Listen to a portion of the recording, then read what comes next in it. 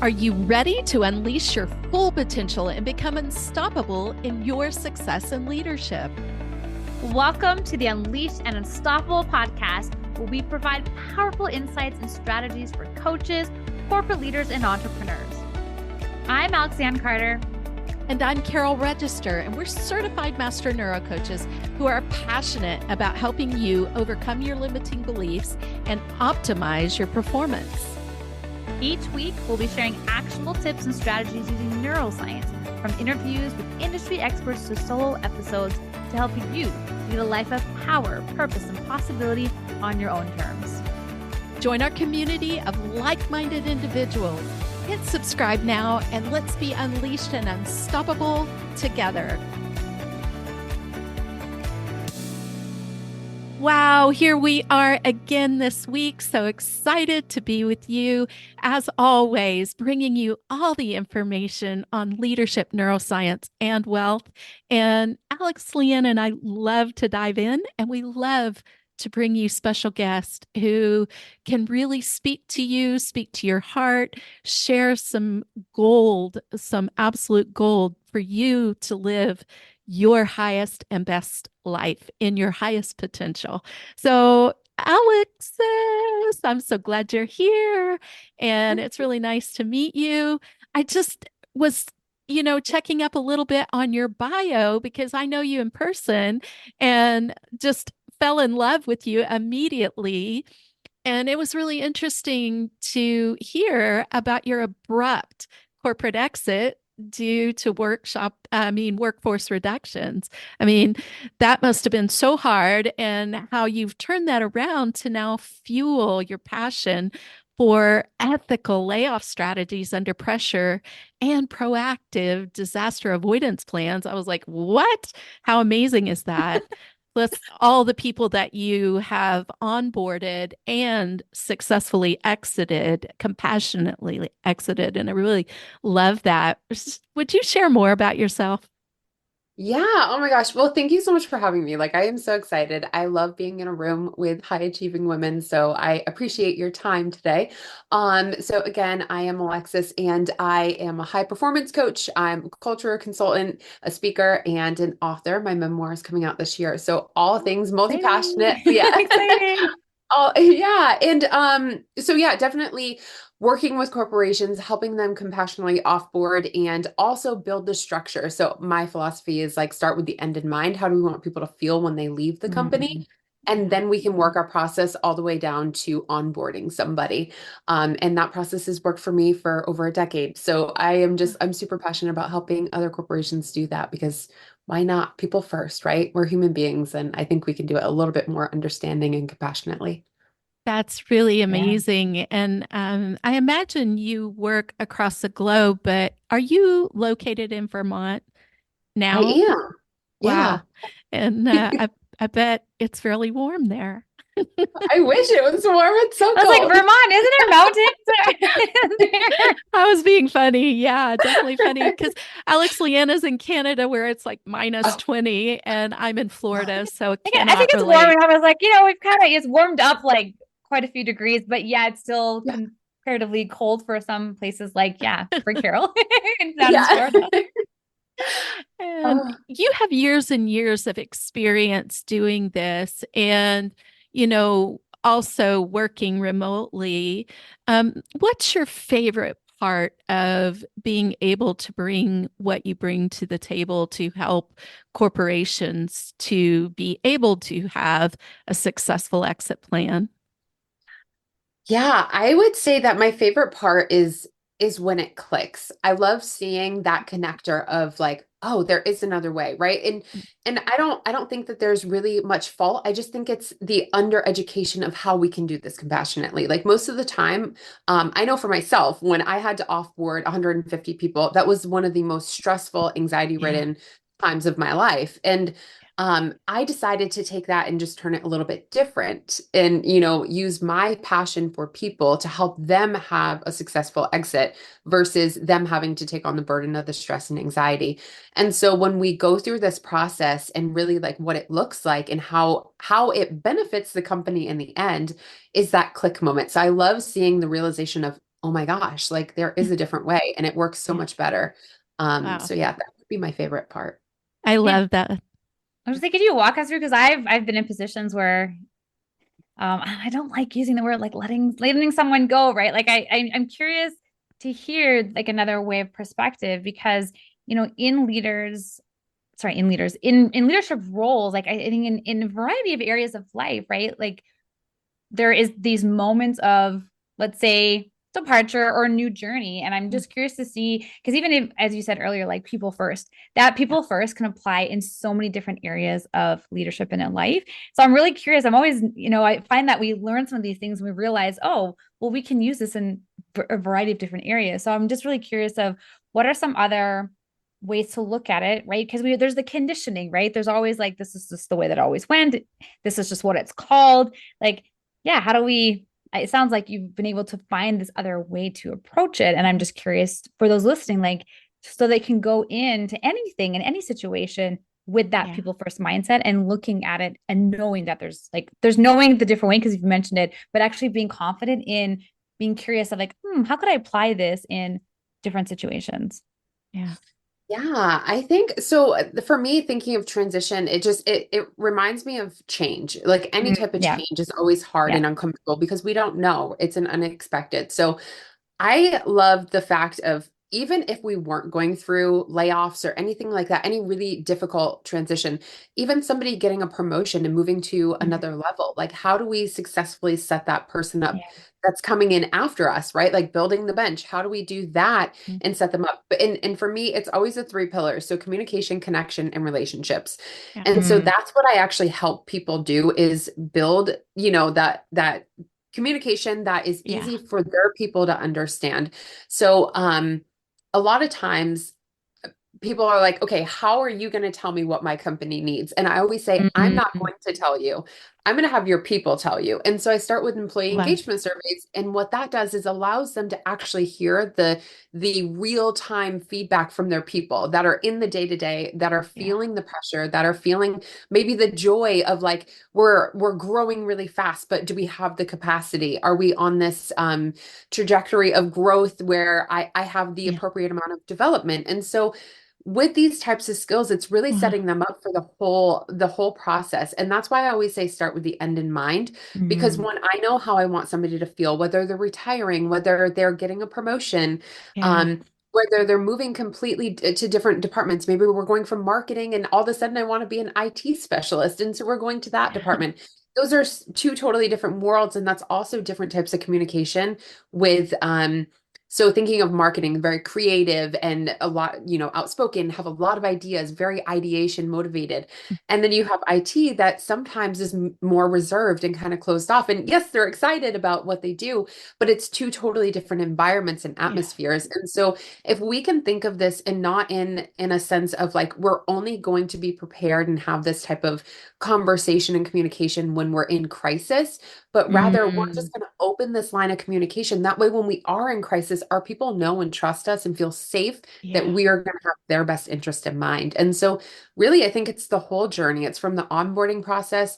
When I talk to you and say, hey, I would love to have you in our company. Here's what we really thrive in, and this is where we're excelling. Here's where we see ourselves going. And these are some of the areas that we think maybe your expertise could help us grow because this is, where we're trying to expand.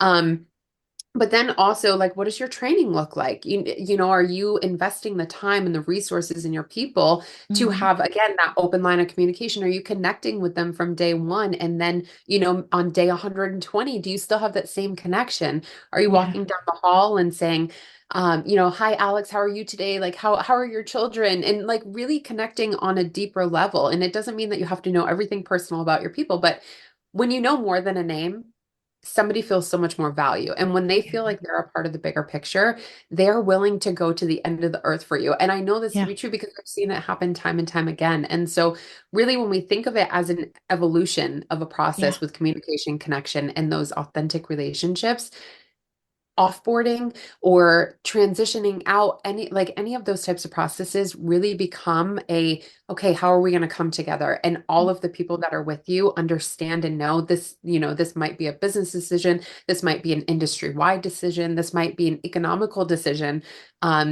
but you have the best intentions for their safety and their, so they trust you. And so I Yeah. think I think really it that's was Maya Angelou that said, people remember the way you make them feel.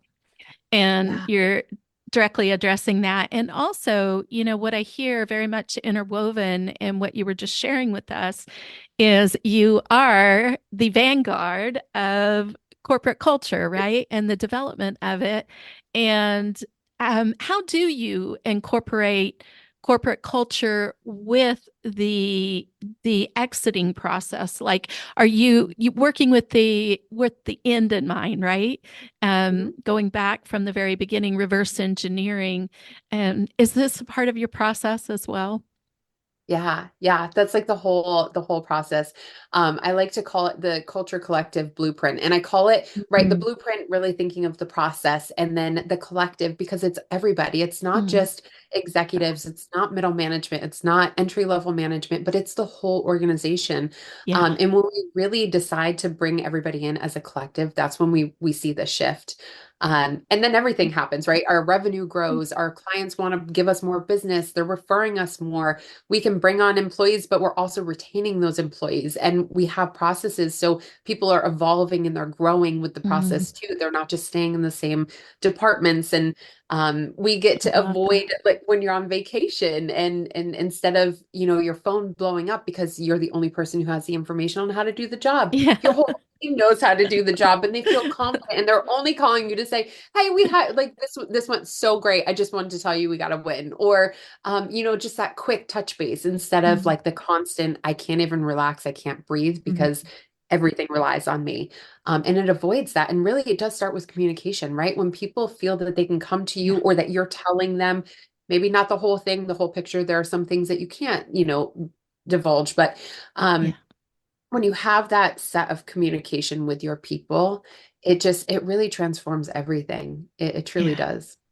I Communication love is this too. I'll turn it over to you, Alex. But the interesting thing to me is you are not just speaking in that realm to corporate, even though that's your specialty. This very much applies to business owners and even to solopreneurs, because solopreneurs can start to see and develop the process, that infrastructure that will go with them being able to scale successfully. So I really appreciate that.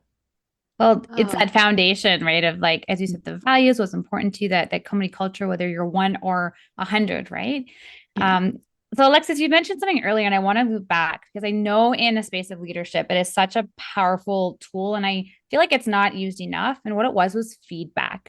So you talked about collecting feedback and having, surveying and having people in Yeah. the company share. And feedback, what I've learned in my last few years being in a lot of the leadership spaces and in training rooms is that feedback is powerful information, and feedback can also be very neutral, right? Like, yeah.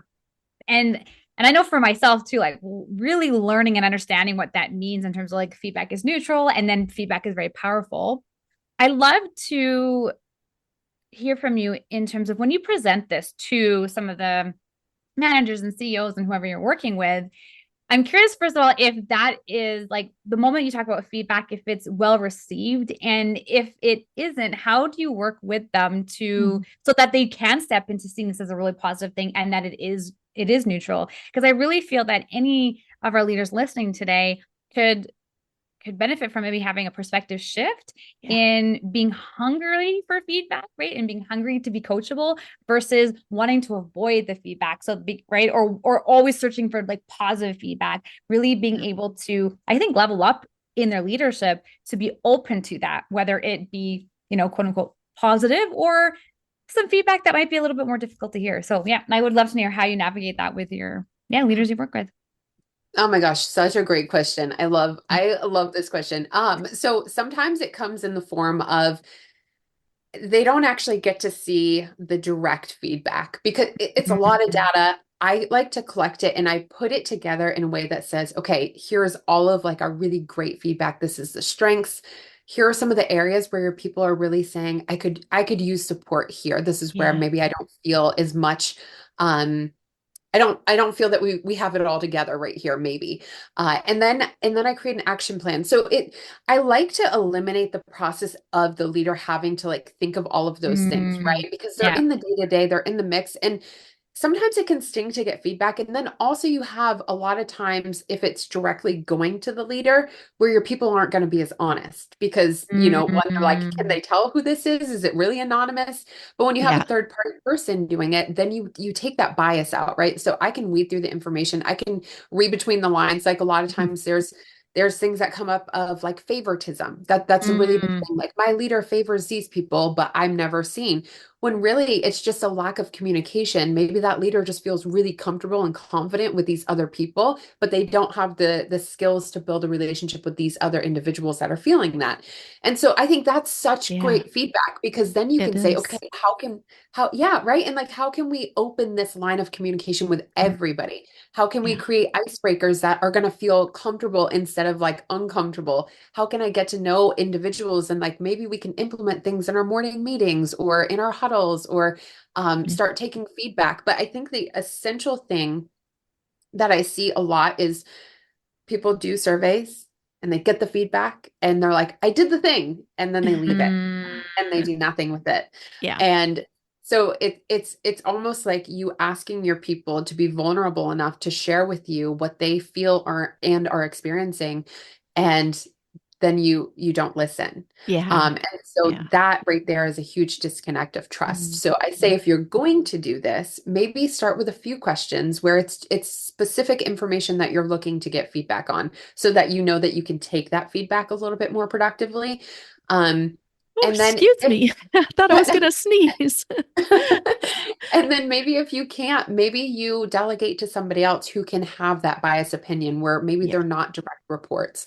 Um, so yeah, I think that that would essentially be it. But a lot of times it is just having somebody else sift through all the information. There are some not lovely Yeah. comments sometimes there are some really great things. But Yeah. I think when we can collectively say, okay, this is a trend, then this is the area that we should Mm, really be pinpointing and targeting and think of like actual ways to bring people in and say, if this was a problem, what type of feedback or what would you change so that we could get to this solution that mm, you're feeling?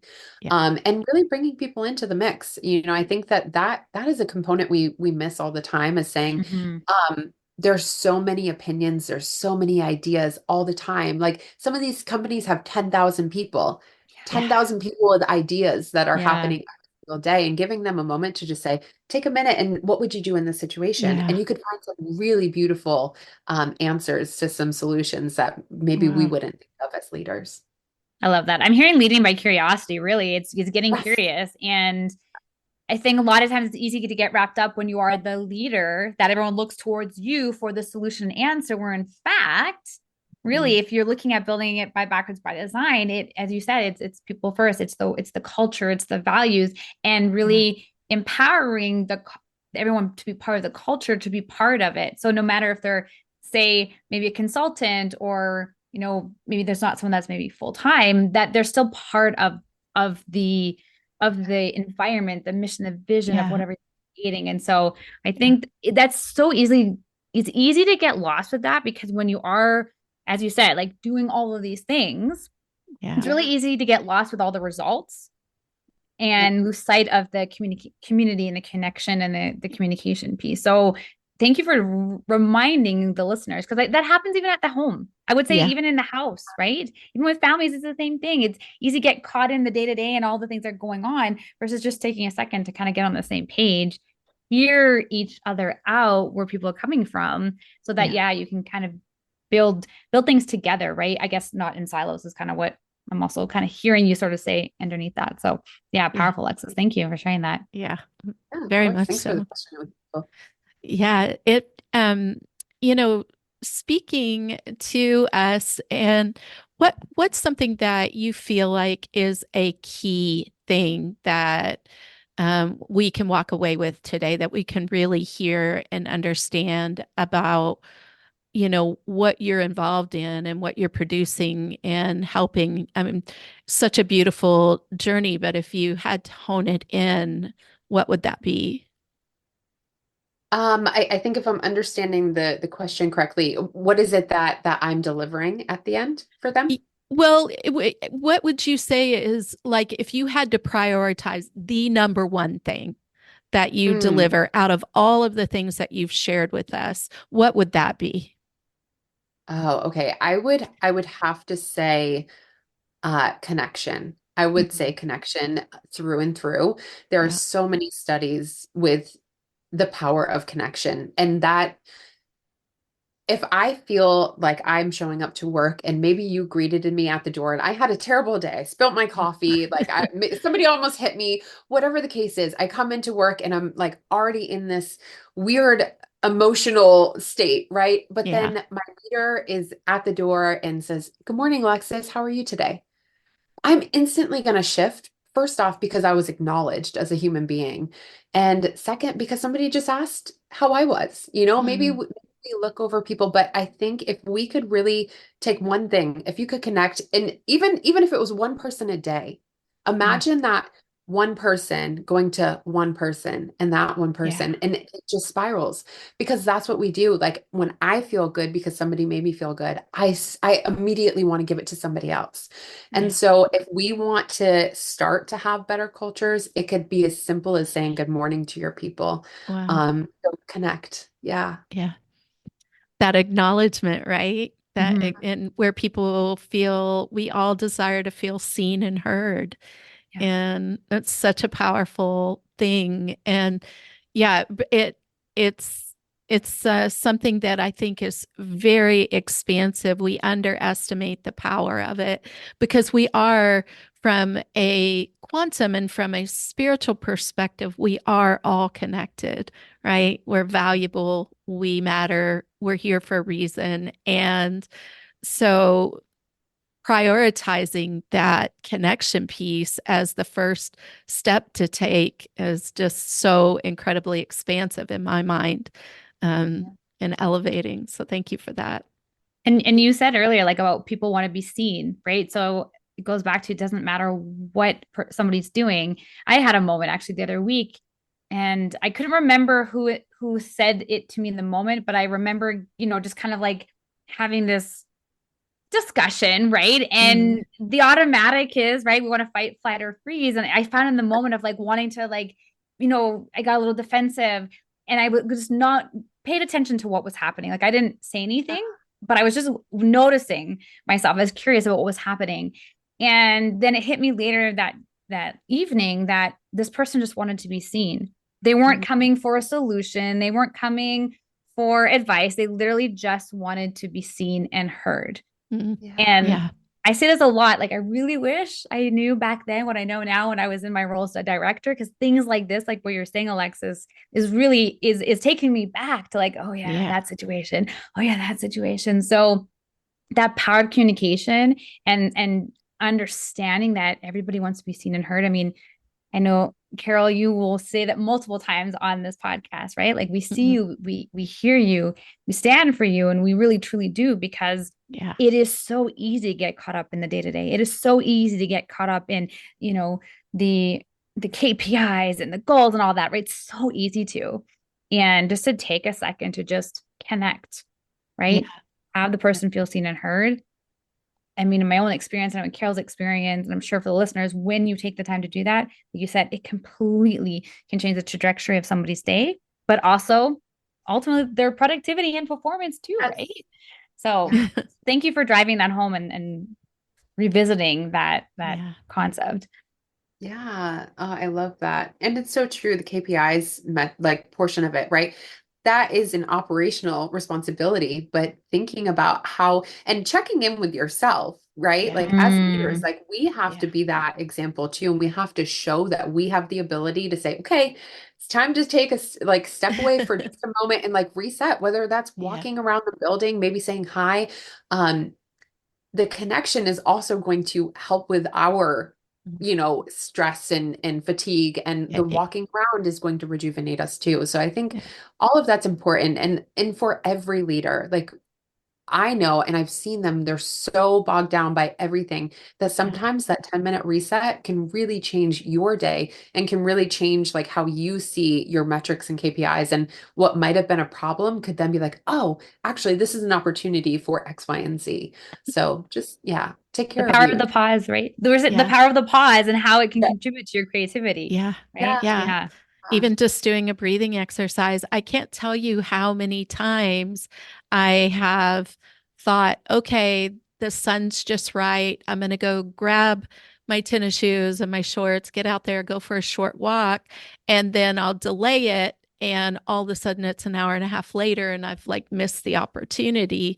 So, being able to train ourselves to actually take that deep breath and get up out of the chair and go do it. And it can be literally, like you were saying, 10 minutes and can make such a huge transformation in everything that's happening. It really changes the energy of things. You know, we are vibrational. It is the way it is. And we live in a quantum field. And so it's really fantastic to be reminded of these things and have somebody like you come in and say, hey, you know, if you'll just take this action, if you will do this, this will recenter you, reground you so that you can make the decisions that you're wanting to make to move forward, building that company culture. It's really powerful. Thank you. Yeah. Oh, thank you. The last thing I guess that's coming to me is, as the leader sets the example, right? So if the leader's taking a moment and pausing to walk around, it gives permission to those to take those, Yeah. those mental breaks, right? Yeah. They're so powerful to have that and to have it modeled because it's not an automatic, right? The automatic is really to sit there behind a desk and Keep work. And going. so giving yourself that permission also gives permission to those around you to create that. And as we know, like looking at the neuroscience of performance and productivity and results, those breaks are powerful. And it's Yeah. we're not taught to do that. It's not really part of culture really. It's a lot of times it's like it's work hard to be successful. And so being able to model that shift and be Yeah. connected, be in yeah, I mean, contribution too to the community, right? It ultimately is going to come out 10 for 10. I can't remember the expression, right? Like it's Yeah. really, it's revert, it's seems opposite, right? To take the time, but it's really in taking the time that you're going to see like more results, more production, and also a happier Yeah. work culture Slowing and down to environment. speed up. Yeah. Yeah. Yeah. So true. Um, Yeah. are there any final things you'd like to leave us with as we're wrapping up here? Yeah. Oh my gosh. I'm like, I could talk to you all day long. Yeah, I would just, I actually loved, Alex, what you just touched on was the example and Mhm. how what we do, we are mirroring to our other leaders and our other employees day to day. And I think it's important that we remember that. And also not even just work, but at home. Mm-hmm. Because I know when I don't stop, I have a 12-year-old who's like a little entrepreneur. He codes games and he felt the need that he had to continue to work and he couldn't take breaks. And Mm-hmm. I was like, wow, okay, that's really unhealthy. And so we had a conversation and it took me actually having to stop and say, oh, he's mirroring what I'm doing. He sees my success as you have to drive forward and you can't stop, Mm-hmm. otherwise you're not successful.